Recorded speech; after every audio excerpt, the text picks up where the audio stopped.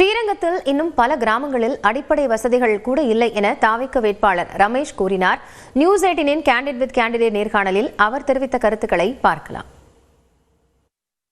திமுகவினுடைய ஸ்ரீரங்கம் தொகுதி வேட்பாளர் ரமேஷ் அவர்கள் தற்போது பிரச்சாரத்தில் இருக்கிறாரு. அவர்கிட்ட கேட்கலாம். மக்கள் சேவை பொறுப்போடு ஆற்றுவதற்காக வந்திருக்கீங்க. கொண்டாட்ட மனநிலை பொறுப்பு எப்படி இருக்கு? அந்த மாற்றம் ரசிகர் மன்றமாக மக்கள் இயக்கமாக இருக்கும்போது ஏறத்தாழ 30 வருஷங்கள் மக்கள் சேவை செஞ்சே பழக்கப்பட்டதுதான் எங்களுடைய கட்சி. என்ன மாதிரியான சூழல் இந்த களத்தில் இருக்கு? நீங்க போய் பார்க்கும்போது மக்கள் என்ன சொல்றாங்க? நிச்சயமா இந்த தொகுதியை பொறுத்த வரைக்கும் முன்னாள் முதலமைச்சர் ஜெயலலிதா அம்மாவுடைய தொகுதி இந்த தொகுதி. எல்லா இடங்களும் எல்லா கிராமங்களுக்கும் நான் சுற்றி பார்த்துட்டேன். அங்க கிராமங்களில் இருக்கக்கூடிய மக்களுக்கு அடிப்படை தேவைகள் கூட நிறைவேற்றப்படலை.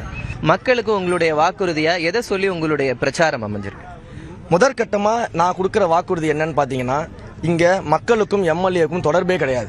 மாதம் ஒரு முறை எல்லா ஊர்கள்லயுமே குறை தீர்ப்பு முகாம்கள் நடத்தி நானே நேரடியாக போய் அவங்களுடைய மனுவை வாங்கி அந்த மனுவின் மீது நடவடிக்கை எடுன்னு சொல்லியிருக்கிறேன். இப்போ நீங்க களத்துக்கு இப்ப போயிருக்கீங்க இல்லையா? இப்ப களத்துல மக்கள் வராங்களா? பெண்கள் எப்படி வராங்க? குடும்பத்தில் இருக்கிறவங்க ஆதரவு எப்படி இருக்கு பாக்குறீங்க? நீங்க தான் சுத்தி பாக்குறீங்கல்ல, முழுக்க முழுக்க இங்க பெண்கள் தான் அதிகமா இருக்கிறாங்க.